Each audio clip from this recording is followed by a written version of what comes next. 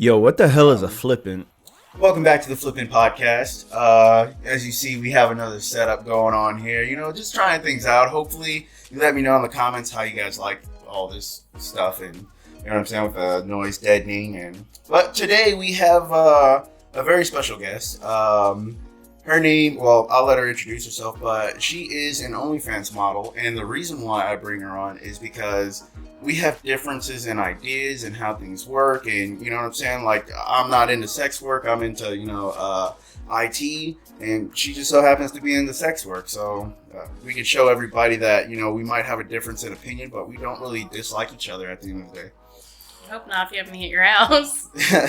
Yeah, just don't key up my car if you, get upset. Because whenever I start naming this, they'd be like, oh, wow, so that's how they really feel about it? No, it's not. It's just for attention. You know what I'm saying? Yeah.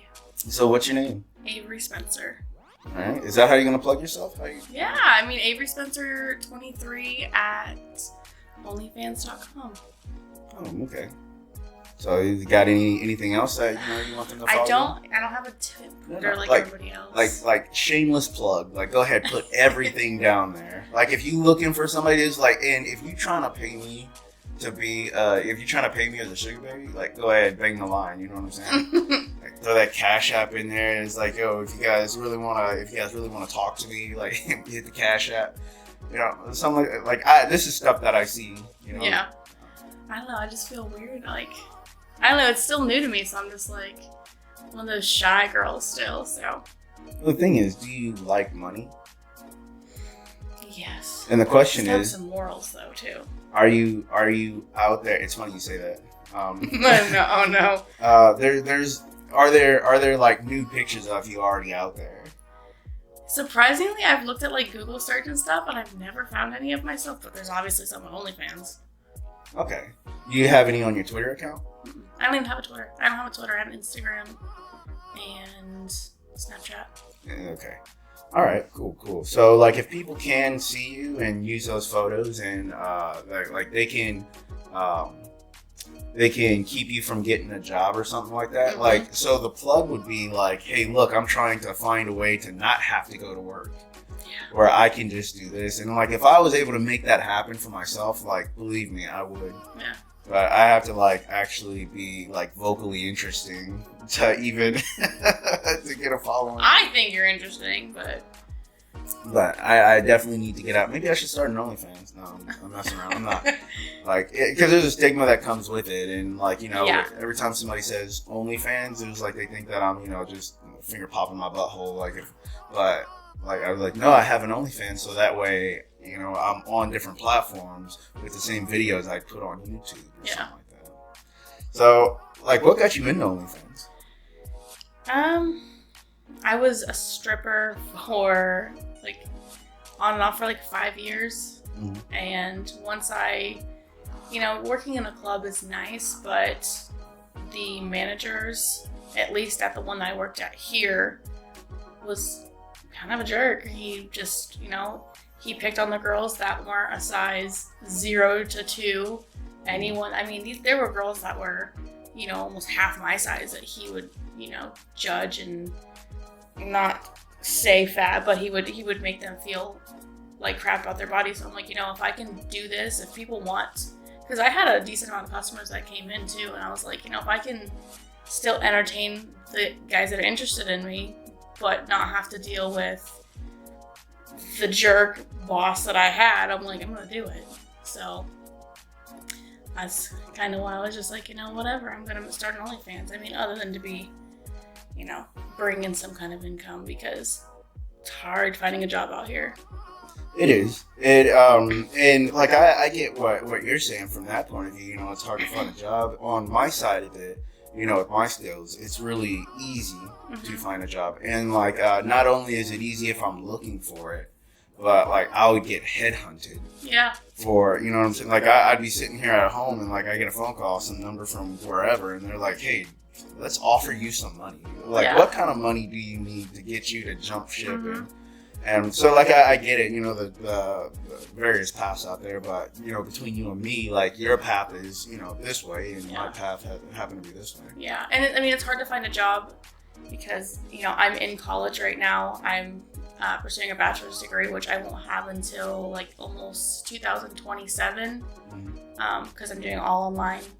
And with not having a degree, not having much skill, because I've had jobs before, but it was all entry. Retail. Yeah, retail. I worked at Chipotle for 3 years. I was a kitchen manager at Chipotle, but I mean, that's not going to pay my bills and pay my kids' bills by itself. So I look for jobs that, I want to have a day job, but if I can do this and, be home with my kids all day, raise my kids, not have my kids in a daycare, and just do this, and I'm going to do it. So that's why I said, like, whenever you plug yourself, it was like, if you're already out there as, if you're already out there as like an OnlyFans model,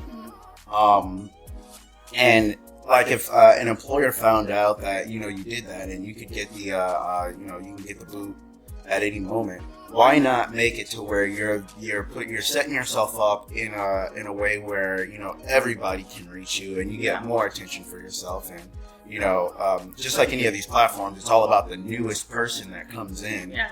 Because some people just come in and then they'll watch a video because they like it, and then they don't really follow anything else, and then they kind of just die off. But you're always going to need a new customer to come in, right? Yeah. So with that being said, why not focus all attention on being an OnlyFans model? I think it's more of, I'm still trying to figure it out, and I'm trying to, there's been OnlyFans men and women that have actually come across me on like TikTok or Instagram, and they're like, hey, let's do some content together. Like, I will pay for you to come out here, but once they tell me what they want to do, like, I have certain boundaries and stuff for multiple reasons, and I'm like, I can't. There's certain things that they want to do, and I'm like, I can't do that, and it's not gonna. Right. Like, I'm not going to make myself uncomfortable, put myself in a situation to where I feel unsafe, so I'm not gonna. I'm still learning how to do it while keeping myself safe, while keeping myself comfortable. Okay. I mean, because you said you were a stripper before. Is there like any kind of discomfort that you feel like a stranger comes in and of course I understand what lap dances are, but your boys never ever been to a strip club. Really? No, I'm just messing around. I was like, what? Who hasn't been to a strip club? Well, one of those lonely Friday nights, back whenever I was boot, it's like, that's where you go. Yeah, I was like, wait a minute. Hopefully you're going to make a stripper fall in love with you. Yeah. But, you end up spending, your whole paycheck there. And, I was young and dumb once. Yeah. I'm still young and dumb, so. That's, there's nothing I can say. Because I don't know you on a personal level enough to where, I could call you dumb. Yeah. There's a such thing as misguided. Yeah. You know what I'm saying? And like I said, it I don't find any disgust in anybody who's doing sex work or anything like that. And I never want to make it a point because there's respect that you just give people, and then just a topical kind of respect, and then if you really want to know something, you have to come at them more respectful to get them to open up. Yeah. So if at the strip club you got new clientele and the guy goes, I like your face. You know what I'm saying? Can you give me a lap dance? Is there any kind of anxiety you go through before you would take him to the back? And a little bit. It just, I don't know. I kind of feed off people's energy. There are just certain people that come in, if they're stumbling drunk and they're already kind of handsy with people, and you can kind of, not all the time, but sometimes you can tell when somebody's going to be a problem and when they're not. Right. So it all depends on the person. And I mean, there's cameras, at least any club I worked in, there's cameras, and somebody is watching those cameras at all times. So if there's anything that's, not supposed to be happening and you look at that camera, you give it the look, they will come and immediately stop it. So I've always felt pretty comfortable in certain situations. There has been a couple situations that have happened where it's that one customer that, we all know who it is and we all know what they want and how they act, and it's oh boy, not this guy again. But they spend a lot of money. Yeah. So there's a champagne room, and I can't remember the exact price of it, but you're spending $600-$700 to be in a room for 30 minutes with somebody, and there's the guys that are oh, I just want to talk. those guys are cool. You know, that's not what you're supposed to be doing. You're supposed to be doing a dance, but you know, if they want to just sit and talk to you, that's fine. Some of them want, you know, some people want to rub your feet, and it's like, you know, some girls are comfortable with that. Some girls are a little icked out by that. Then you have the guys that they want their lap dance, which is what they pay for. So that's what they, you know, that's what you do. Then you have those couple guys that they want to either. There was a guy that would come in that he just wanted to be mean to you the entire time, and you'd be dancing, or there's a pole in the room too, so you can, you know, do stuff on the pole, and you just can't do anything right for him. He's just yelling at you and telling you how horrible of a person you are and how disgusting you are, and your dad must be so proud of you. Like, you know, you have those guys too. So it's more of those guys that we already know how they're gonna act. Right. That when you walk back, you're like, oh my god, not this guy. So you don't like just like kind of think of it as like money. Like, dude, you can say whatever you want. I took it. Care. Like, I'm gonna make this money. I took it like a champ. I didn't care what he said. But you know, there's the thought in the back of my head where there's some things that you can say that hurt people. Like, you know, you can call me ugly. You can call whatever you want to say. But once you say, like, you know, he could tell that I had kids. Maybe just the way my body is. Maybe because I have stretch marks. Whatever it is. But I was doing a dance for him, and I was almost done with it. I think it said I had 28 out of 30 minutes done. I had 2 minutes left. He said, I can't wait for your children to find out how crappy of a person you are. And I'm just like, ouch, that hurt. Once he brought my kids up, I was just like, because I never said I had kids. So once he said that, I was just like, all right, that kind of hurt a little bit more than it should have, but I just powered through it. And once he left the room and I got my shoes back on and collected that cash. Yeah, then I went to the locker room and cried for 20 minutes. But, you know, I'm also a very sensitive person as it is. So working in a club, I mean, there's some guys that are just mean anyways to the bigger girls. So how does that work out being like you didn't use the word self-conscious or anything like that, but do you feel self-conscious? A little bit. Back when I was working there, so I was like 50 pounds heavier when I was working back there, which is, you know, I was a plus size girl. I mean, I still kind of am like a thicker girl, but, you know, there are women there that are, you know, have abs and they're 6 feet tall and they've got tattoos and tan skin. I mean, of course I'm going to be a little self-conscious with them. They're beautiful.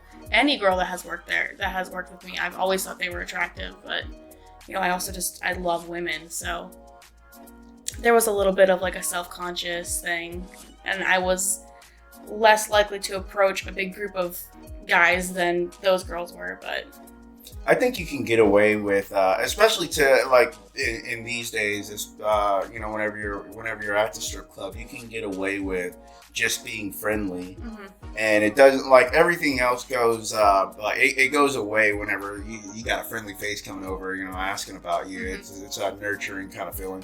Which, going to the strip club for nurturing women, it's like going to McDonald's for a hug. Yeah. Like, you know, I mean, it's like going to McDonald's for a salad. Excuse me. That's what I meant to say. So, like, I think if you look at it in that aspect of it, you brought something to that club. You know what I'm saying? And you're always going to have your own specific clientele because, like, I kid you not, like, if there's doesn't matter what kind of girl it is, as long as she's got, you know, some sugar walls, she's going to get some form of attention, you know, and being young and just having sugar walls, you're going to get a lot more attention than anybody else would, right? Yeah. So that's kind of how I see it. And you still made money. You know, yeah, I made good money. And you still had customers that came in that, you know, just wanted to see you. Yeah, religiously. I had someone that would come in. He knew that my first day of work in the week was Thursday, and he was there before I would get there sometimes, and he was sitting at the bar waiting. And as soon as I came in, and, you know, we smiled at each other, it was, you know, I knew I was making really good money that night because I had my customer in there. And sometimes they'll tell the other girls, like, I'm here for someone else. Like, I'm not. I'm here for Avery. You know, no offense, but go away. Right. So that was always nice. I made really good money working there. It was just, you know, more of the environment that was the problem. Well, I mean, you're always if you're talking about a strip club, there's always it. If you're talking about any place with alcohol, there's always going to be that asshole there. Yeah. You know what I'm saying? So, like, and it ruins my time too. Like, you know, if I did, whenever I did go, you know, it's like, the girls feel uncomfortable tonight. They're straight up acting out on stage. And, like, everybody's, going. But then you got that one dude, like, every stripper that walked by, he either grabs him by the wrist or slaps him on the ass or trying to pull him over this way. So then whenever it's my turn to talk to, one of the ladies that come through, like, they have this attitude and this chip on their shoulder because of that. It's like, dude, you know why you're here. Yeah. We know why we're here. We're looking for some really attractive women with all the freaking red flags to talk to, and they want to make us feel like we're kings here. You know what I'm saying? Because in this world, like, women are approaching us and they're giving us attention, which is something that we don't really get all the time. Yeah. And so, whenever I did go, I went for the atmosphere of having that happen. But if you got the strippers running around with a damn chip on their shoulder, it's like, this is not a fun place to be. Yeah. And, like, that guy needs to leave. I don't care how much money you paid to get in here tonight. Like, that guy can't come back because you're stopping, future customers from coming in here and spending money that they shouldn't be spending anyway. But, like, that's never going to go nowhere. Yeah. Like, I that's not a hill I choose to die on. Yeah. Yeah, I mean, and that's the thing, that if I had a customer that was rude to me, like, I had made it a point to talk to anyone that came in, unless I knew that is Shelby's customer or that's Anna's customer. I knew who they came in for. I wasn't, I would wave at them and say hi and say, oh, I'll go get her. I'll let her know that you're here, type of thing. But I made it a point to talk to everybody, and if they said, I'm only here to have a drink, I'm actually not going to spend any money, I'm like, okay, that's fine. Do you care if I still sit with you and just talk? Like, we can just chat, and I would sit there and talk to them. Like, I'm not going to, my job is to make money and make the club money, but at the end of the day, I'm still, like, someone says, hey, I'm not really looking to spend any money on something, I'm not going to be like, ew, and just walk away. Like, I'm why still the hell gonna, are you here? Yeah, I mean, it's kind of going through my head. Like, if you're not going to spend money on any of the girls, why are you? Like, there's bars for a reason. Like, why would you spend $20 to get in here to not spend money on them when there's bars that are free to get into? But well, you want to know a huge secret is, like, if you can look at, like, let's say naked women up on stage. It's, because, like, for me, I don't like to be touched by people I really don't know. Yeah. Like, once you do get to know me, like, I like, and this is not like, this is unwanted touching, guys, like, from people that I do know. Like, let's say my wife, like, if she, like, walks by while I'm brushing my teeth and just, like, tries to credit card swipe me, like, I'm less likely to be offended by it. Like, of course, I'm going to be a little upset, but, and then that's going to go away quickly. Or, like, me and the boys, it's like, good game. And it's like, dude, we're drinking alcohol. Like, what game? Yeah. You know what I'm saying? But whenever it came to the strip club, like I said, it was the atmosphere, and I do like the fact that, women approached me and sat down at the table, and, they'd ask for, if I wanted a dance and stuff like that, and I'll be like, you're so pretty, but, like, I'm broke, like, I can't afford a dance. It was like, but I will take another beer, you know what I'm saying? Yeah. So, that's, I forget where I was going with this, but, like, that, it's just that I don't like to be touched by people I don't know. Yeah.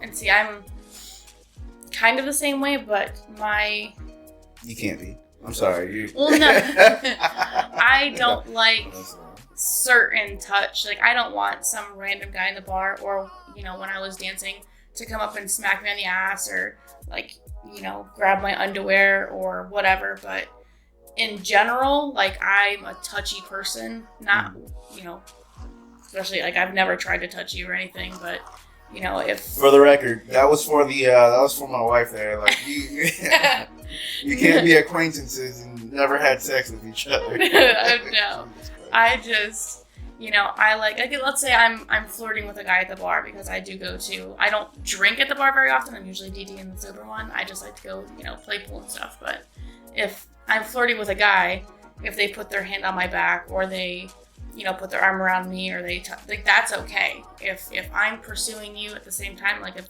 that's a thing, that's fine. But there's random guys that will come up to me in the bar. That just happened last weekend, where he had actually seen me on Instagram or Snapchat or something, and he just came up and, like, grabbed me, like, grabbed a whole chunk of my butt, and I'm just like, where I'm from, you introduce yourself to somebody before you just, like, grope them. Right. But cool.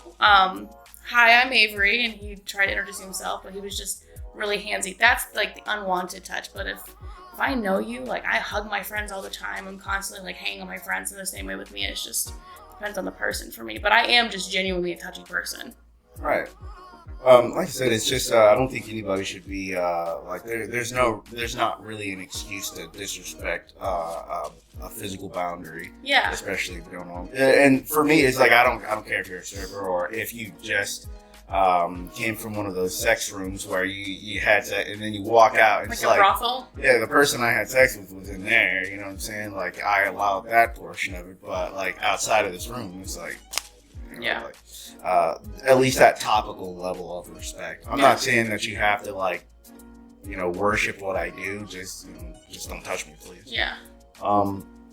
So I mean, moving past the strip club part of life, you know what I'm saying? Like you already said you didn't like working there because sometimes the atmosphere and then your boss would be kind of a total doucher on you. Yeah. Because I know women do have feelings. The best way to get through to women is to be nice, and eventually they're gonna hate what they're doing so much that they're gonna want to change it. Mm-hmm. And I'll bring up an analogy. Like my wife, she'll like the living room looks fantastic, and it's been looking fantastic for the last I want to say about 3 months. Whenever she just redid it, but pretty soon she's gonna hate it. I'm the same way. And then she's gonna change something about it. Yep. Now, if I ever interjected in that time period for her changing the furniture, like, so what if we just like kind of move this back to where she'd get extremely upset and she wouldn't want to do it, and while she's doing it, she's gonna resent doing it. Yeah. So it's like you never pressure anybody to do what they're going to do, which brings me into doing what you want to do because of what they don't want to do. Mm-hmm. And I don't know too much about whatever situation. Are you married? For now, I'm separated. Oh, you're separated. Okay. OnlyFans didn't have anything to do with it, did it? No, I actually started the OnlyFans after we started the separation, kind of out of spite, because he said that girls that do OnlyFans are gross, and I was like, okay, I'm gonna do it, just to kind of, just be a little petty. Well, see, I mean, if it's a boundary of his, it's kind of like whenever I hear people say that, like let's say like black men are gross, right? It's like, well, okay, that's your boundary, but you'll never see me again because like I know how you feel about me, and it's kind of like one of those like this is my boundary. I haven't crossed my boundary yet, but because you don't like my boundary, you can still at least be respectful about it and go like, I don't care for what you're doing. More power to you. I'm just gonna go that way. I'm gonna exit stage left. And that's how, like, if there was like a caring thing in there still, where over the time that you were married, you're like, babe, how do you feel about me starting an OnlyFans? And then you guys talk about it, and it's like, well, this is how I feel about OnlyFans girls, and like you take whatever he said, you know what I'm saying? And if you decide to do it, then you decide to do it, but you realize what you're gonna lose whenever you do it. Because like you exercise that my boundaries hasn't been reached yet, but his boundaries were. Yeah. Well, I mean, porn was also a big issue in our marriage, which I can go into that if you want to know more about that. But that's, if you're looking at it and you think it's okay, why can't I do it? That was kind of, and now that I've, talked to time to rethink that. Yeah, I'm like, maybe that's not exactly how I should have handled that. But I mean, I wasn't allowed to watch porn. I was not allowed. And that was a big thing in the marriage. That was an issue, was I wasn't allowed to do a lot of things that he was allowed to do. See, that's a rule. Yeah, and I don't like that. Like, I want, like, if I'm not allowed to watch it and you're sneaking behind my back and you're watching it, that is where I was like, okay, heck with you then. I'm going to do it because, you can't tell me not to do something and then you're going to do it. You ever think to talk about it and tell him how he feels about him creating a rule for you? I mean, not just about watching porn, but somebody else creating a rule for you. That was something that was constant. I mean, there was a lot of things that I used to do and it wasn't an issue, and then all of a sudden it's like, I don't want you to do that anymore. You're not allowed to hang out with that person, which some people that he wasn't okay with me hanging out with made sense. He's had a friend since like middle school, that he's just a racist, sexist, homophobic person, and he's just not a good person. He sends and posts horrible things all the time, like it's a joke. And I'm like, you shouldn't be friends with someone like that. Like, and some of the stuff he's sending you can get you in trouble if someone sees it, because they're gonna think you feel the same way. Right. And that was never respected. He's like, I was pretty much told to mind your business. He's my friend. He's been my friend since before I knew you. But I had a friend from high school that, she's not a bad person. I mean, she was 2 years younger than me, or 2 grades behind me. She's already got her bachelor's degree, and she's younger than I am. She doesn't have any kids yet because she's trying to live life. She's a good person. But because he didn't like her, because she was kind of reserved about him, she's like, I don't really think this is a guy for you. He's like, well, you can't be friends with her anymore. And I respected that. I was like, okay, well, I cut somebody off that I had been friends with for years because my husband didn't like her. But now I'm like, dang, now that I'm not going to be with my husband anymore, I completely ruined a relationship that I've had for years before I knew him. He didn't respect me about his friend who was showing, I met his friend and he immediately was like sexualizing me. Like, you are with somebody and your friend is sexualizing, oh yeah, like, I see why you picked this one. She's got huge tits. Mm-hmm. Like, another. Yeah, that's kind of that's disrespectful. Yeah, and then he actually, we were hanging out at his house, and I was already uncomfortable because that is what he said. He said that I had huge tits, and I was like, okay, this is weird. Like, I don't even know who this person is, and he's like, commenting on my body. Mm. So I went out to the truck and I put his hoodie on, and I came back in the house, and he's pulled up like porn, and they're sitting there, and my husband was just like this. I mean, he wasn't my husband at the time, and we were actually just engaged, but he's just kind of like uncomfortable, and he's not saying anything to his friend, like, why are you pulling this up? Like, there's a lady in the room. Like, that's not something you do normally. Like, you don't just get together as a group of friends and just say, hey guys, look at this video I found. Maybe dudes do that, I don't know. But I mean, we but not with a girl in the room. Like, that's a little weird. Right. You're right. It is kind of weird. I would say that would like set a tone. Like, have you ever heard of a channel called Fresh and Fit? I don't know if you're big into like YouTube or like watch. Yeah, I like a lot of YouTube, but I don't think I've heard that one. So even these guys, who they're like, they tell you that there's certain types of women that we don't take seriously and all that other stuff, and like you would set a boundary just for yourself, and even they said, it was like, so you're telling me that I can't go out? And that was me. I did that. That's the second time I've done that.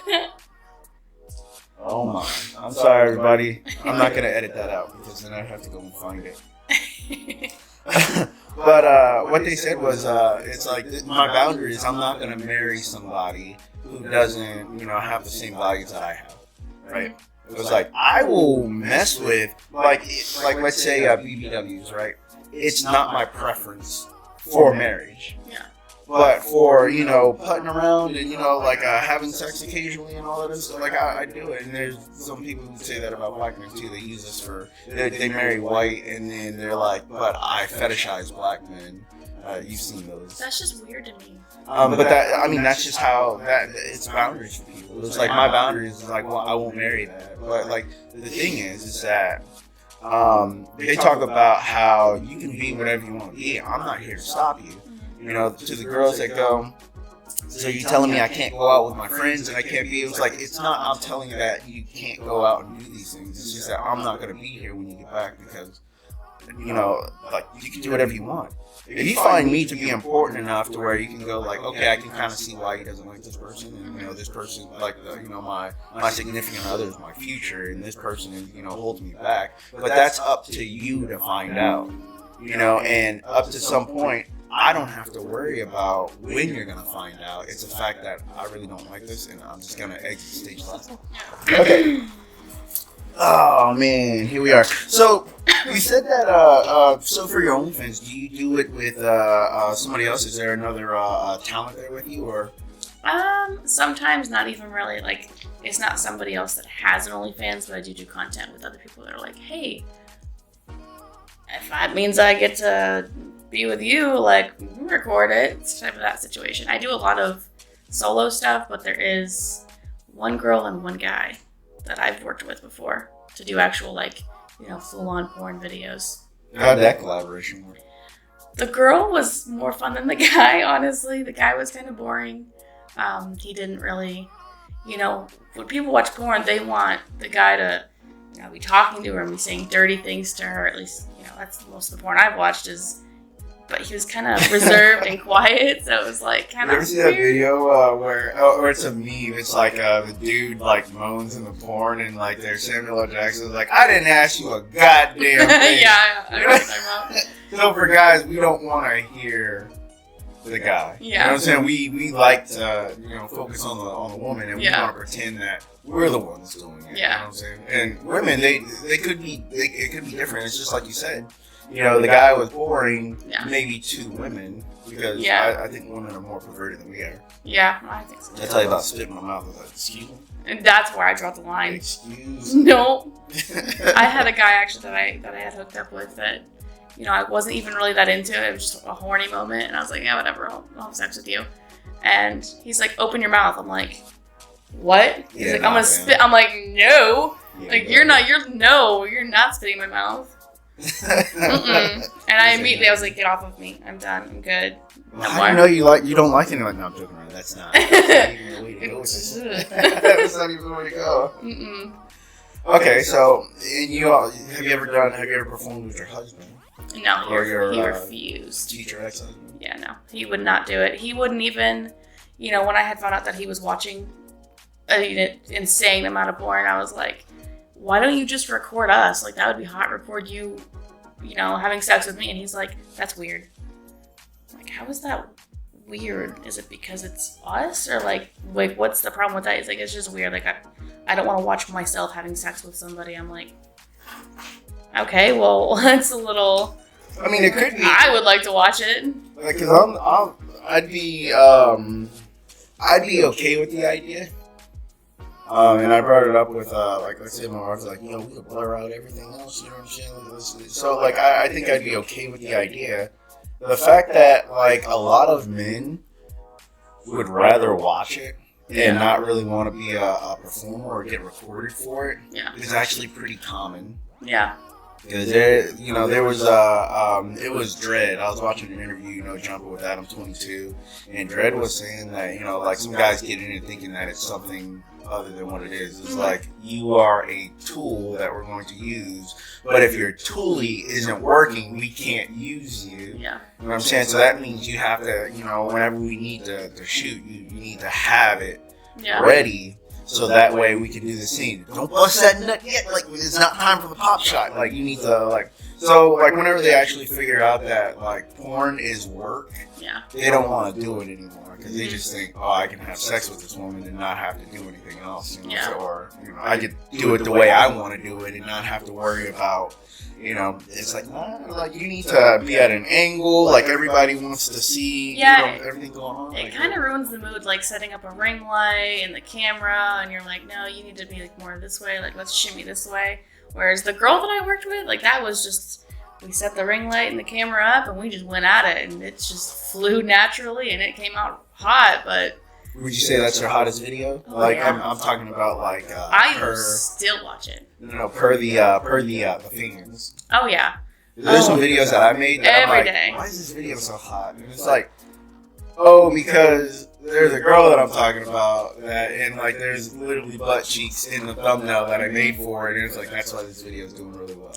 Yeah, and that's the thing too is like almost every single day they're like, can you bring Ida back? Like, when's Ida coming back to your?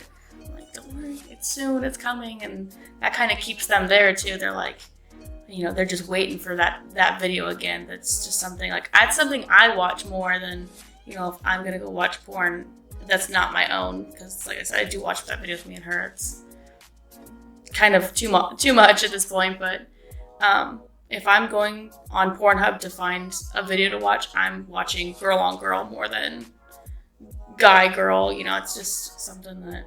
Because it's not like so like just like raw and just like dirty. It's more of the sexual, like the foreplay side. Passionate too. Yeah. Like there's a whole market for that. If you look on Pornhub, it says like porn for women. Yeah. Everything else is just kind of raunchy. There's a whole website now. It starts with a B. I can't remember what the heck it's called, but it's just like very passionate. That's why everyone obsesses over a male porn star, Owen Gray. Everyone, because the way he treats women is just like he's very passionate. He's like softly playing with your hair. He's not like spanking you and leaving these giant. I seen that dude spit in somebody's mouth and put his foot on somebody's head. Don't show me that video because nope, I don't want to see that one. I know exactly who you're talking about because I may or may not have mentioned these sites, once or twice. And like I think it's what the market sees. But Owen Gray went on his own and did his own like kind of his own content, not working for a studio as much. Yeah, he has his own website too, I think. Yeah, I mean, so he's able to, and he always get like some of the baddest to come through, and like I said, I can see the appeal there. Yeah. And like for women who say that they never watch it, I'm like, there sure is a lot of categories for women that are getting watched, and I was like, I'm pretty sure like men aren't watching these categories because we got big booty Brazilian over here, gets goes to a Mandingo party, and you know what I'm saying, like that's there's just something that, and that's why I'm trying to. I've only had my OnlyFans for going on 3 months, so I'm kind of still trying to see like where I need to fall into because I don't like super rough, hard sex where you're like, yanking on my hair, pulling my hair out and spanking me super hard. Like, I like to be spanked. I like to have my hair pulled. I like to be choked, like, even like, smacked in the face a little bit. But there's some things I'm just like, there's just no way. Like, I'm not going to have these giant... Sex should be pleasurable. It's not supposed to be, at least for me, in my comfort zone, I don't want to be hurt while having sex. Like, it's going to completely turn it off, and I'm like, I can't.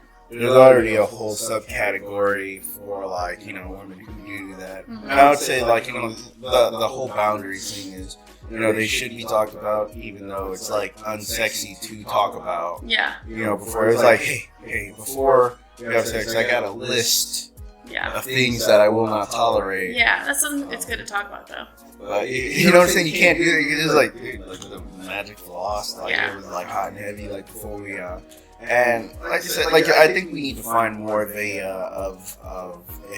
in between kind of like a balance in that area of how we express our boundaries and stuff like that. Yeah. If it was left up to me, and how I think about it is, you have to be in some sort of like you have to know that person before you decide to even have sex with somebody.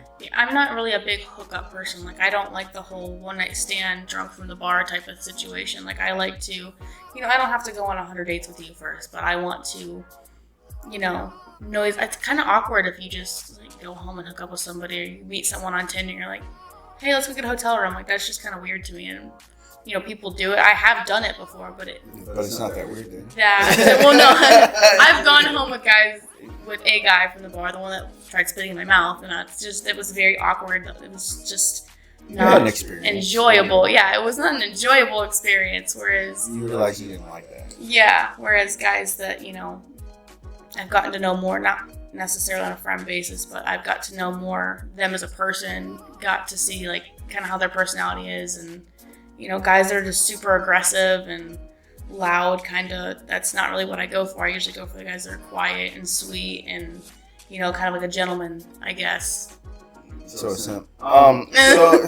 there's a thing, because I swear to God, if you find a man that acts like that, guaranteed he ain't got pussy in a while. Until like, Avery shows up and she's like, that's the exact person that I want. You know what I'm saying? I like sweet boys. So now he had sex one time in the last 10 years. And I'm like, see, that doesn't net you what you want. Because see, the thing is, you had the bad boys too who still had a chance to hook up with you. And that behavior leads to more sex. Yeah. Like, guaranteed. But the nice guy who's only getting it every 10 years because he's so nice, and women are just kind of like, yeah, he's too nice. I didn't like it. You know what I'm saying? Like, Yeah. He asked if he could, do a freaking cum shot on it. He was like, no, just freaking take what you want, man. Like, what the fuck's wrong with you? Yeah. You know what I'm saying? So, like, that's where, like, I'd have to disagree. Well, not disagree, because like you said, that's what you like. But, we're turning out to be more assholes, because we've been turned down so much. Yeah. And then when we do find Avery Spencer, the one woman in Jacksonville that likes a guy who's sweet and nice, Yeah. you know what I'm saying? Like, we're not holding out for that. Yeah. We're gonna do what gets us what we want. Yeah. You know what I'm saying? So I found it interesting that you said, whenever you're talking about having sex with somebody new, it's like, you want to put your boundaries out there, but that's the least sexy thing you can do. Would it surprise you if I said a lot of relationships start at the workplace? I wouldn't say like the strip club, because that's not. Yeah, you're not supposed to hook up with your customers. But no, I mean, in the jobs that I've had, it doesn't surprise me because there's just some people that you just click with, and I mean, it would make sense. There's guys that I've dated that I've worked with, and they would know you the best if it came down to having meeting a guy at a bar, or you set up something on Tinder where you're meeting somewhere, you don't know this guy from a pile of rocks. Like that's where you're like, yo, we got 3 days before I even decide to sleep with you, or we got 3 months before, shout out Steve Harvey. So you have that kind of expectation where the guy's just kind of like, hell no, what are you talking about? Like tonight. Like, you ain't trying to, let me clap cheeks tonight. You can pay for your own part of the date. Yeah. I'm going to do the dine and dash. But whenever I say that, like, relationships, a lot of relationships do start at work. Then that's whenever you find out that, people are a lot happier whenever it does come to having sex. Because now it's not like I'm dating you for a while to get to where I want to be. It's, you know what? I've worked with you for the longest, so now it can be first date, sex, and boom. You know what I'm saying? And we can push forward from that, and like that normally leads to a longer relationship, or like what I would like to think it does. And I'm gonna check out statistics later on because I could be wrong, but that's what I would see if you're doing something right, not right. If you're doing something towards the goal the end goal, it's like on a first date, I don't trust this man. But I would like to have sex with them, which those two things just don't add up. Yeah, that's the thing. I mean, I'm a horny person. I have a high sex drive, so of course I see guys in the bar and I'm like, I'd go home with him. But then there's the part where I'm kind of reserved. I'm like, that also doesn't appeal to me when guys are just immediately trying to jump in your pants, and I'm just like, how many people do you do this to? Like, do you go out every weekend and you're going home with somebody new? Because you're asking too many questions. You're talking about I don't ask them, but it's just stuff that goes through my head because the STD rate in Jacksonville is extremely high. It's scary. I don't want to catch something. So going home with somebody one night that I just met, that's just a little, it's a risk that I'm not really willing to take all the time. All the time. So you've taken it before. I already said I did.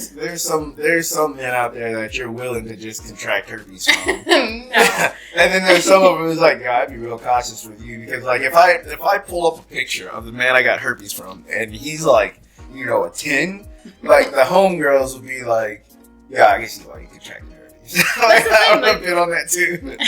The one person I've gone home with from the bar, let's just put that out there, there's been one person I've gone home with from the bar and had sex that night, was one of those nice guys. And my friend actually knew him too. My friend Courtney had known him. She worked with him. She works at a restaurant here in town. They work together. So it wasn't a complete stranger. I mean, it wasn't a complete stranger to me, but it's somebody that my friend knew. She's like, he's a good guy. You don't have to really worry about all that. Whereas it's not Joe Smo that's out there, being loud, obnoxious, plaster drunk that I talked to for 10 minutes and went home with. It was somebody that, my friend said, I think you're good. And I trust her word. That's wild. Why? You got, like I said, you got the nice guys out there. You know what? Good for your friend. Your friend is a great friend, not just to you, but to the dude who's sitting there. He's thinking about going home and beating his meat. But it's like, you know what? She hooked it up. Yeah, you know, slide on this guy. You know what I'm saying? Give him some. You know, I think he deserves it. She's a homie for me and him. That's good. That's real good. I think more women should have homies like that, where you know it's like, yeah, you know what? He's good. I think you should just give him some. You know what I'm saying? I think that should happen more. But see, that's self-serving. Yeah. You know what I'm saying? Like I'm just like, yeah, why aren't more women like that? It's like that means that we got laid more in my past, right? But normally, like I got a story where I was at the club and like, you know, I was dancing with this girl. She had like a horse face. But it doesn't matter because you can always mush somebody into a pillow real quick. And so like, you know, I'm dancing with the girl and like her friend comes up and she goes, "Girl, come here." Ew. Like, you know what I'm saying? Pointing at me. It was like, do you not see the horse face on your friend? It was like, I deserve this. You're taking this away from me. You know what I'm saying? Like, it was a lot of things because they looked at me and went, ew. And it's like, girl, that's better over here. Like, I never cock block my friends. Man, if my friend's like, hey, that guy over there, I do it. I'm like, okay. And I go and talk to them like I'm trying to hook her up. Whereas, and then, you know, when I'm going to hang out with a guy and he's like, but do you have somebody for my friend? I'm like, yeah, heck yeah, I do. Well, I have multiple holes. No, I've taken a trip to Paris. I don't want to do it again because I got COVID. So that makes for great content. No more Paris trips for me. I'm good. Yeah, I wouldn't leave the country for. Well, I mean, I enjoy other cultures, so I'm not gonna say I wouldn't leave. Like, I love to go back to Thailand. Like, even though I wouldn't participate in some of the more lucrative lifestyles over there, which the sex industry is always going to be the most lucrative. But like just walking down Walking Street in Pattaya was like the best thing in the world because you could take a picture in the trunk of an elephant. And, you know, take pictures of baby tigers, and then next thing you know, you end up at an ice bar where the whole place is made out of ice, and it's like freezing cold. In Thailand? Yeah. I had a friend that went to Thailand this past summer, and she loved it. She's like, I'm going back. I don't know when, but I'm going back soon. It's because it's more free. Like, I swear you can murk somebody over there, and, like, you probably get away with it. You know what I'm saying? But, like, not saying that I would want to, but the fact that, you know, it's an option. Yeah. You know, you're like, yeah, I'd go back. Because, like, it means I get to do so much more with less restriction. Mm-hmm. You know, and as you can see how their economy is, you would want to keep that kind of lifestyle over there. You don't want to bring it back here. It's like, I just want to visit a place that you can do that. Mm-hmm. You know? Back to you. So you never created any videos with your husband. No. And, you know, you're leaving your husband. And, you know, so what is the future going to hold for, you know, you're not going to really be held back by, you know, a man who really doesn't like what you're doing, right? Yeah. So what are you going to do? I don't know. I mean, I was, you know, I don't know how you would put it, but I felt like I was his kid sometimes. Like I was controlled. I had rules and, you know, you can't do this. You're not allowed to do this. And I never gave him a reason to not trust me. If, you know, he said, yeah, go hang out with your friends at the bar. And I went to the bar and I, you know, acted like an asshole and I was, you know, going home with somebody and I did something wrong, that'd be different. But, you know, I'm a pretty responsible person. I will never drink and drive. I'm going to Uber home no matter what. I'm going to, you know, if I'm at the bar with my friends, 99% of the time, I'm the sober one, DD, keeping an eye on everybody. So I didn't give you a reason to not let me go and hang out with my friends. Now that I'm not in that situation anymore and I'm allowed to go and do those things, I don't think I'm going to go crazy and go wild, but, you know, I'm not going to get tied down to another guy for a while. It's more like a business model from here on out, right? Yeah. Instead of like, I was like, why would I sleep with a guy and make no money? Mm-hmm. Or I could sleep with a guy and make money. Yeah. I mean, it would, you know,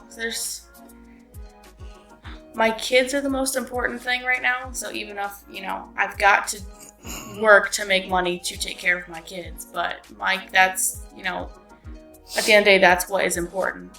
I want them to be happy and I want them to be taken care of financially, you know, like mentally. I want them to be in a good place. So I'm not gonna just bring home whatever guy and be like, okay, this is stepdaddy. Like, I'm gonna focus on my kids, my career, whether I keep my career with OnlyFans or I finish out my bachelor's degree and I take my career that direction. But that's the focus now. I was talking to one of my neighbors about studying men. Mm-hmm. Right? I said if women studied men as hard as they study in college, you know what I'm saying, or as hard as they study, like, let's say your boss, because there's things that you would do for your boss that you wouldn't do for your husband, like catch a charge driving to work just to be 5 minutes late because you woke up late, right? Like, those are the kind of things that I see that women will do, but, if you put some of that effort in at home, then things could be a lot different. And I'm not saying that, between you and your husband, because that's between you and your husband, but whenever I do talk to people, and they do bring up somebody who's not in the room, it makes it so it's not that I don't believe you. Yeah. It's the fact that there's always multiple sides of the story. Yeah. And whenever, if I asked, maybe you guys see things differently because, I didn't really know you feel that way, you know what I'm saying? Because that's not what I was trying to do, and people can rectify, bad decisions that we're making. They can correct these things, you know what I'm saying? And that's why I never really take anybody's side, but it's a story. Yeah. You know what I'm saying? So I do think that if women actually studied men and felt that they were the next man, has to be this kind of important, right? You're like, he's got to do this, that, and the third, and he's got to tick all these boxes. But the question is, what are you going to do for him? You know what I'm saying? Because whenever I go if I was to ask my wife to do something for me, and it's always me asking from something from her, and she asked me for something, and I never do it. It was like, well, see, that'd be unfair, and I'd realize that, or I would see some pushback from that. Like, now she's gonna do it with an attitude, and she's not doing it because she loves me, and just because I asked.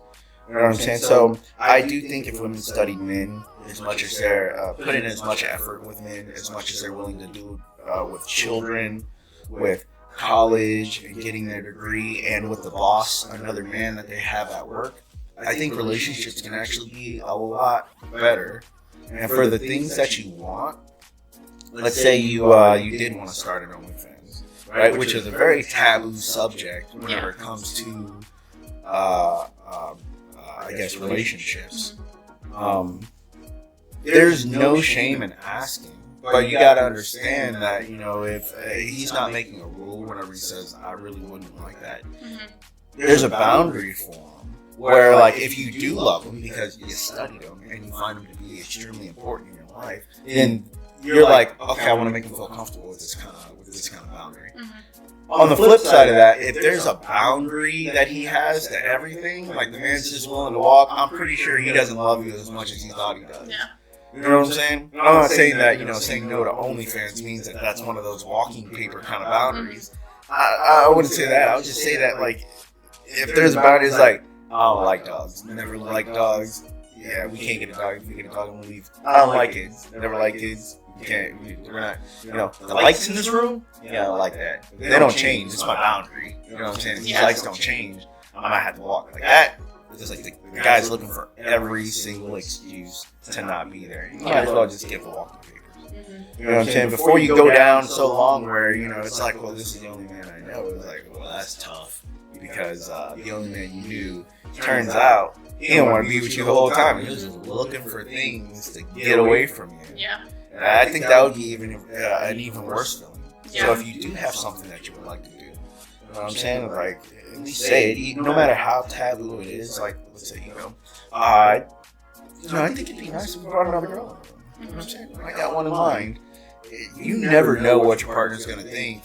And it turns out that he doesn't want to share you with a woman or a man. You know what I'm saying? And I know in some women's heads, it's kind of like, well, it's another woman, so he should be okay with it. You're never going to know until you ask. Yeah. Actually, that's something I have brought up in that marriage too, is bringing a woman in. I've never thought about, another man. I've always kind of had that idea. Of course, I've been open in our marriage too, where I'm more attracted sexually to women than I am to men. So I had brought that up because we had to, our marriage was more like a roommate situation at one point. So I was like, we weren't having sex. We had sex like every other month, once, if that. So I was like, maybe we need to spice things up. And that was where I went with that. And he's like, no. I was immediately shut down. I was like, no. I don't want, another woman that could get pregnant. I don't want another woman that could be doing stuff with somebody else. And, we could contract something. Like, he had very good points with it, too. It wasn't like I was upset about it. But, I was thinking more of like, I was thinking kind of. Like a close friend? Somebody you knew that was, Well, not even that. I was just thinking of, like, what can I do to make my husband want, more sex in the marriage? Bring another girl in. Like, obviously he's, men that say that they aren't attracted, that they can't look at a woman and say, she's a good looking woman. Like, I don't think that that's a thing. I think that, we are naturally attracted, and you can disagree or agree. I mean, I can look at another guy and think he's attractive, or a woman thinks she's attractive, but that doesn't mean I want to go home with them and sleep with them. It's just, I'm noticing another person's beauty. So I was like, maybe, he likes women, obviously. Let me see if I can bring in a woman. He's like, no, absolutely not. That would make, he even said, like, I think that would make things worse and more awkward than it already is. I totally think guys should practice more discipline. And I don't think there's, anything wrong with him turning it down because of the way he can contract STDs and have kids outside of a wedlock situation. So I would agree with him there. Yeah, I did. I mean, I wasn't upset about it. I was like, I didn't even think about that. If there was a way, it could have been a total surprise. He was like, what? A man who just doesn't want to sleep with other women? Yeah. Wild. Yeah. Could be gay, but that's wild. I'm joking. I don't know this man from a grain of salt. So I've never met him, so I don't know. There's nothing wrong with being gay anyways. But see, if it's something that you want, and you're taking no at face value instead of going like, well, he brought up these points. He gave you good reasons to find a way around that. Yeah. You know what I'm saying? So it's like, if you're worried about STDs, go get a check. You can go get tests about 2 weeks. Set something up, you know what I'm saying? If you're worried about, another pregnancy, then, there's other things that can control that. Like if you feel comfortable enough to, or if you want to wear a condom, or, next morning we go get a plan B, it's like, it'll alleviate some of those things to where you can still get what you want and alleviate the issues that you have with trusting somebody else. And on top of that, instead of just having it being, like introducing a woman for one night, be friends with somebody. Understand, what their mentality is. If both of you are going, there's something I don't like about this woman, because you two are the ones that are married. You have to cut it off, even though you might be digging her, and he's just like, yeah, I can't do this one. You know what I'm saying? Or, you go to the next one, and you're just like, nothing, I can't do this one. You have to cut her off and go to the next one until you find somebody that you really like. Is it going to take time? Absolutely. But if you can be patient with it, and be patient with your partner and with your husband, it's not really partner, it's your husband, right. Your responsibility, right? Then you guys would be able to meet, your expectations while meeting his as well. All he did was give you a guideline. You know what I'm saying? And I think it'd be up to you to kind of meet him where he's at. It's gonna take a lot more work. And I realize that you women ain't used to having work for sexual partners. Y'all just gotta be women, you know what I'm saying? Yeah. You say no until the right one comes up and you're like, yes. Yeah. Absolutely. There's red flags all over the place. I don't see those. Come here. What's going on? Sometimes I think I'm colorblind, at least to the color red, because some of the guys that I think so, because some of the guys that I have ended up with, I'm just like, what in the heck was I thinking? But I mean, I'd be lying if I didn't say the same too. You know what I'm saying? Because in my past, there are women that didn't make the cut, but I was willing to do way more for them. And then it turns out that it had to be something that just kind of hit me upside the head with the bat for me to actually see that, hey, this wasn't the one. You know what I'm saying? Not the one for everybody else. It's just that she didn't respect me in the way, and there was something about me that was disrespectful. yeah. So I totally see it. let one of them assholes come up to me today. I'm very respectable now. Like, ye shall bend thy knee. This was a really interesting interview, and I like that we came back to it, sober. So yeah. It's, you're not all over the place. You're actually pretty okay to talk to. Which, not saying that because of.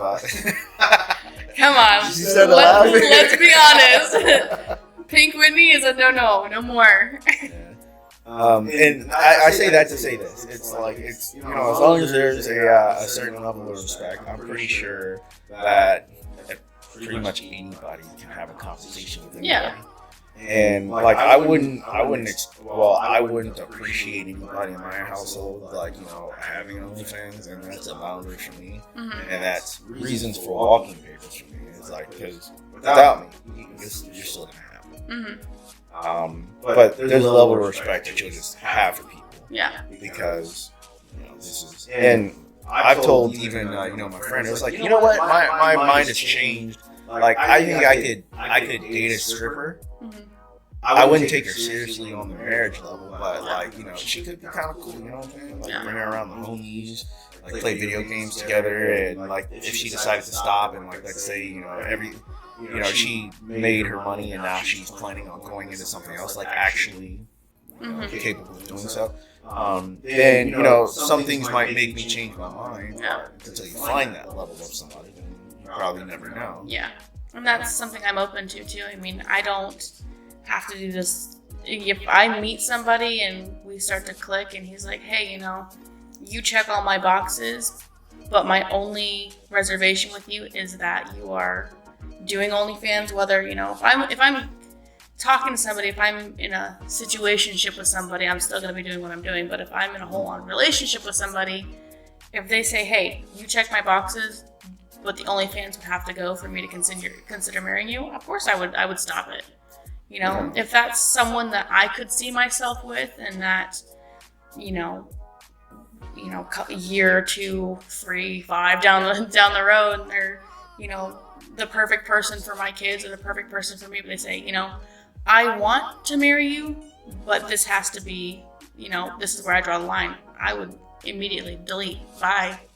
So if you are making, if you are making money from your OnlyFans, how much money would he have to make in order to get you to stop? See, that's the thing too, is I don't want to be with somebody that's a bum, but teachers don't make enough money. Let's break this down, okay, to make it easier. How many kids do you have? 3. 3 kids. How many bedrooms do you need? 4. You need 4 bedrooms. Mm-hmm. All right. What's the average cost of a 4-bedroom? And where does it got to be?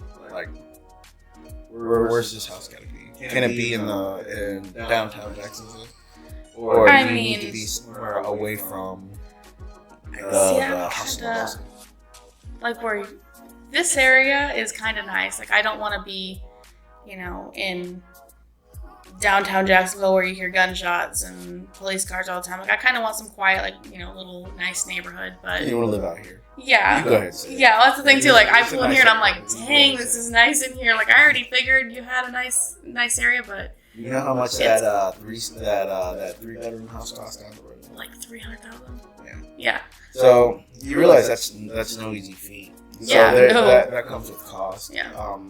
Do you expect him to buy your kids things and Christmas and all that other stuff? Like, would you expect it? I mean, I don't ever expect someone to buy my kids things. Like, even their grandparents, I don't expect it. But I mean, if we're living together and it's I feel like, if we're talking once we move in together and that's a thing, like, we're splitting the cost of everything. If you have kids, I'm gonna be buying your kids things just because that's the kind of person I am. I'm a gift giver. Mm-hmm. But I don't ever expect that. And it's definitely money. It's a cost. Yeah. You know what I'm saying? Especially having 3. My dad raised me and my brother and my sister, by himself. I want to support my own children. I don't want to have to rely on somebody else to support my kids with me. If you're talking about being independent inside of a relationship, then that relationship's dead anyways. I don't want to be independent in a relationship, but I also I don't want to marry somebody because of what not even Yeah, because of you what do. they can offer me. That's- I want to be able to take care of myself. That's what everybody, like, the reason why you came here is because there's something I can offer you. Mm-hmm. And there's something that you can offer me as well. You know what I'm saying? It's like, it's exposure. And if there was really no reason for you to do this, you would not have came back the second time. Yeah. You know what I'm saying? So, like, whenever, like, no matter how bad it sounds, like, a relationship, both sides offer something. Yeah. Or else there wouldn't be a relationship to begin with. So whenever you're talking about money and, you know, what the next guy has to provide to you to be able, for you to even want to stop doing your OnlyFans, because you already said it yourself, you don't want to own. Mm-hmm. Living here comes with a cost.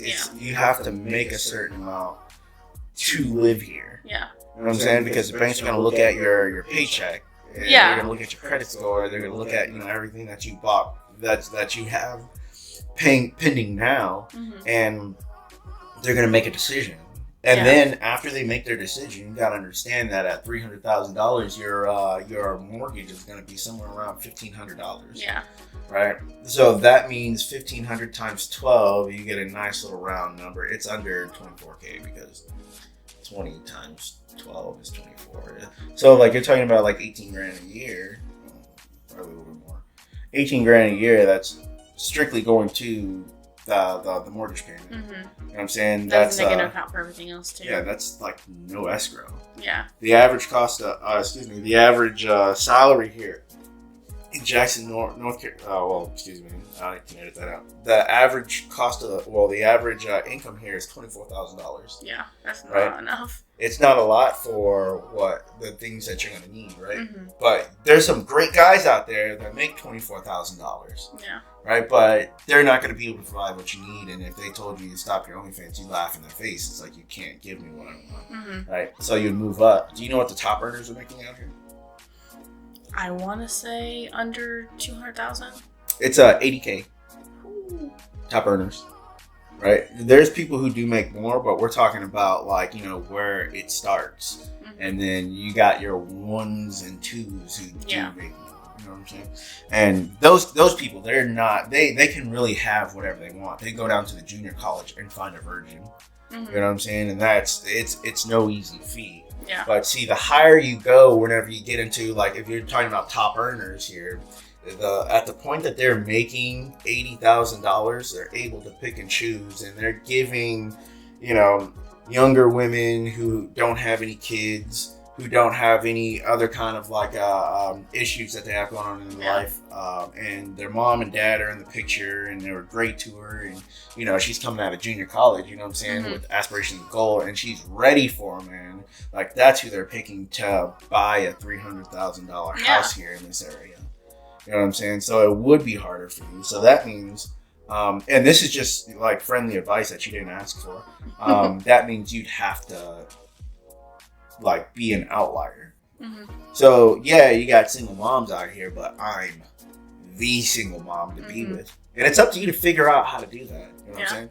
Whether you can be nicer, but you're going to work so hard for that you know, your day's gonna come where you're just kind of like, why am I doing this? You know what I'm saying? Like my outcome is just kind of crap. Like, I racked up my body count because, you know, like, I have to discount myself a little too much, you know what I'm saying? Just in order to get to that level. And, you know, you're going to be like, why the hell am I doing this? And then you got to remember, because, like, he's giving up a lot to be able to support where you want to be. You know what I'm saying? And you have to give up a lot to support where you need to be, especially for the comfort of your children. You know, days are gone where, like, the stepdad is, like, actually looked at as, like, you know, oh man, stepdads are great. They step in, they step up. They're able to backhand the kid whenever the kid needs it. They pay for stuff that the kid, you know, football practice comes up, it comes out of his pocket, and it's not even his kid. You know what I'm saying? Back in the day, they're talking about, yeah, my stepdad's gonna find out. And like, them kids are scared. They're like, because, and then they go back and say, like, yo, my stepdad was always there. You know what I'm saying? Like, you know, whenever my dad didn't show up or something like that, my stepdad was there to give me the guidance. Like, I had a hair bump on my taint one time, and my stepdad figured, you know, he fixed it. Like, boy, I couldn't even walk. You know what I'm saying? And I do want to, you know, shout my dad out, because I wasn't even part blood. and my dad took, he took me and my brother in. And like now that I look back at it, and because I can't speak poorly about, a man raising a kid that's not his because he raised me.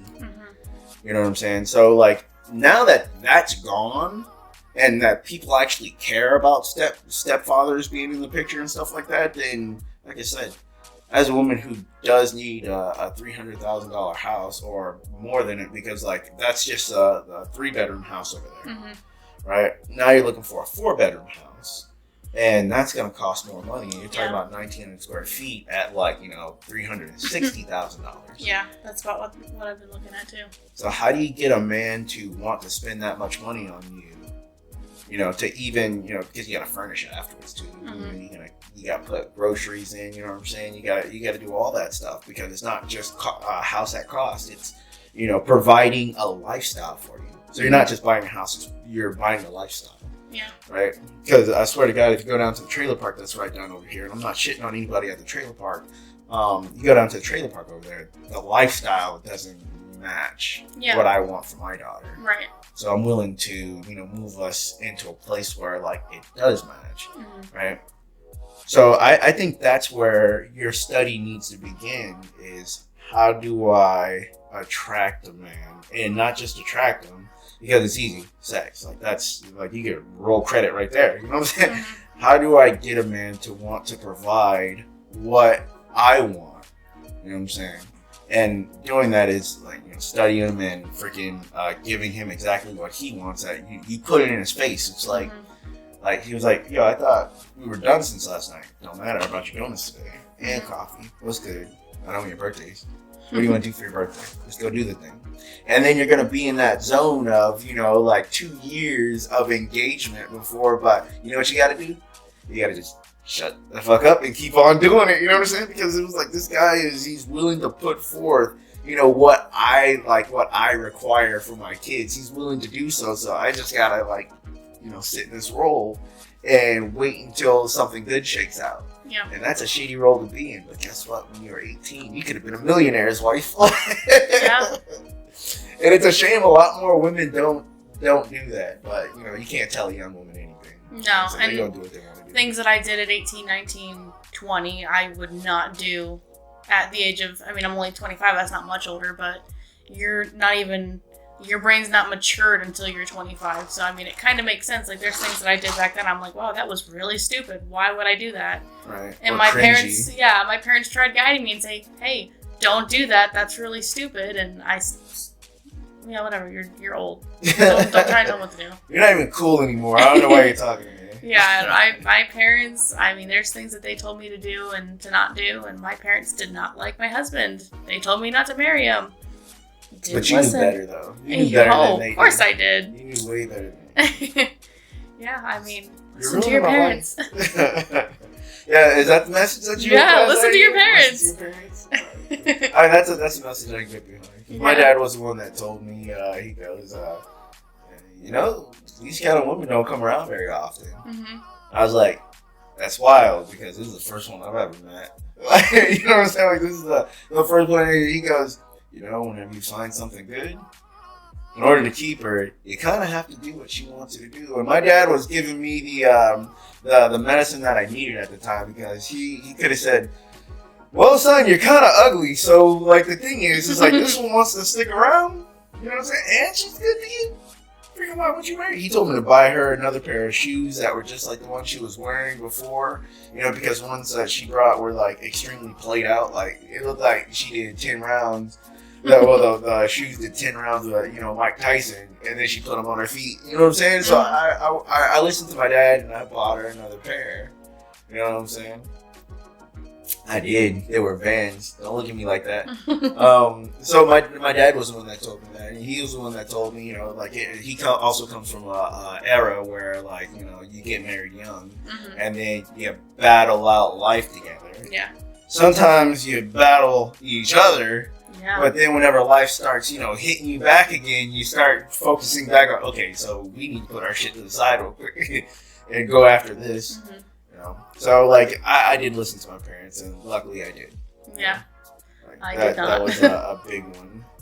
and it's why I'm here. Like, I'd have to say, like, you know, my dad is like, Dad, thanks. Like, If you saw the difference between me and my younger brother is 23, I'm 25, turning 26, and, you know, my dad makes $200,000 a year, plus he gets, his bonus is like an eighth of whatever the company profit is. He does, you know, give decent bonuses to all of his employees that deserve it, but my dad makes good money, and then he said, hey, start working with me. My brother never worked at McDonald's. He never worked anywhere. He went and worked straight with my dad.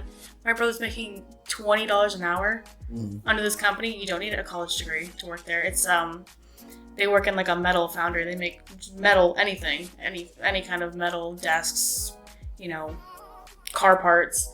And my brother's doing really good. He bought a brand new Jeep Wrangler with cash with the money he was making, because he also didn't try and move out like I did at 18.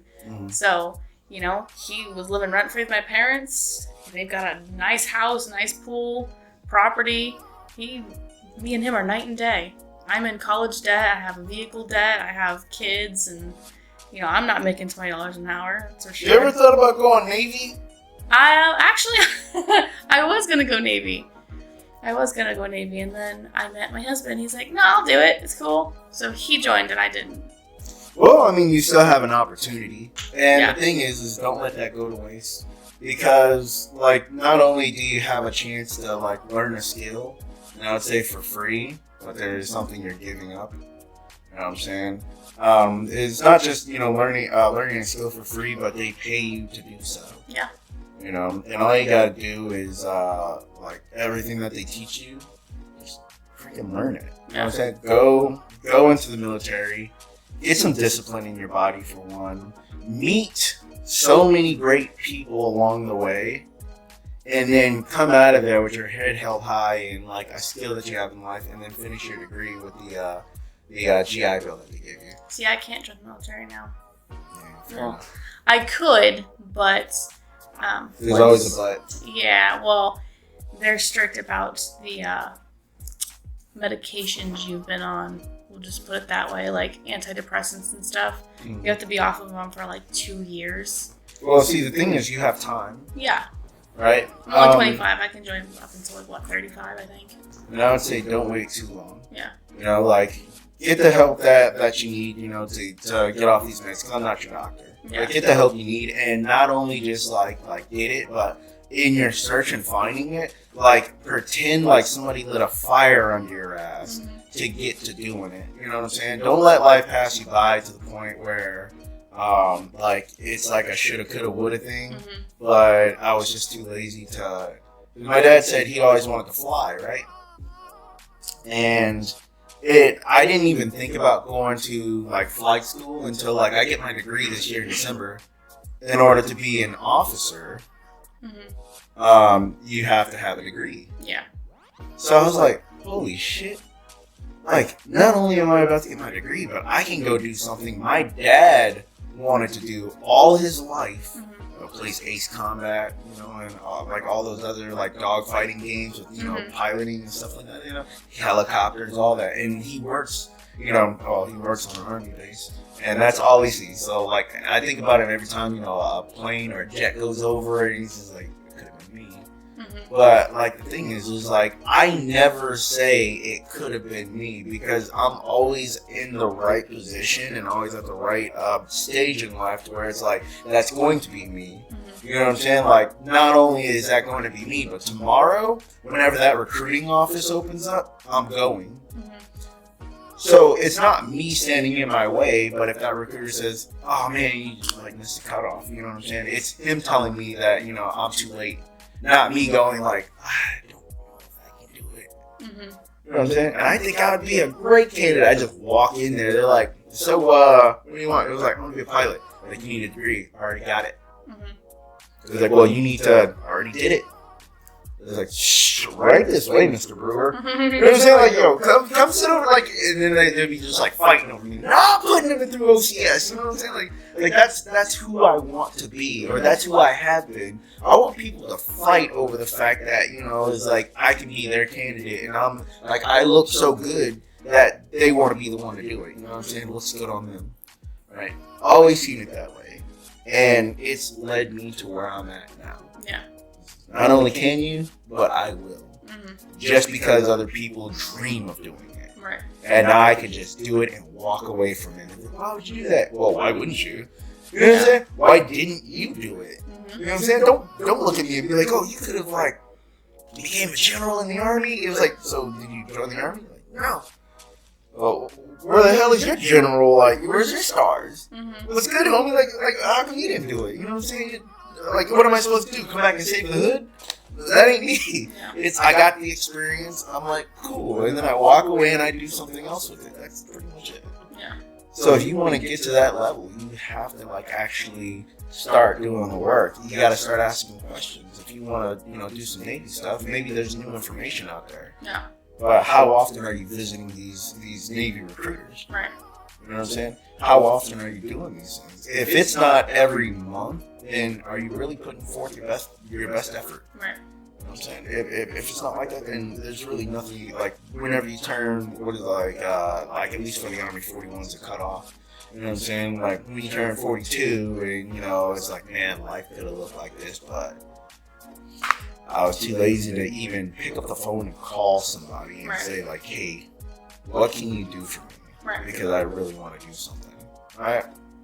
So, you have anything else for me? Because I don't think I have any. No. I didn't mean to lecture you. No, you're not. That's the thing too, is I don't ever take it from you as lecturing. It's more of like, I respect you and where you are in life because you have, from what I see, a pretty damn good life. So I take your advice. Life is freaking phenomenal. I take advice from you to heart. Whereas, some drunk person in the bar is telling me, this is what you should do. I'm gonna take that with a grain of salt. Whereas, you've always given me good advice, the conversations we've had.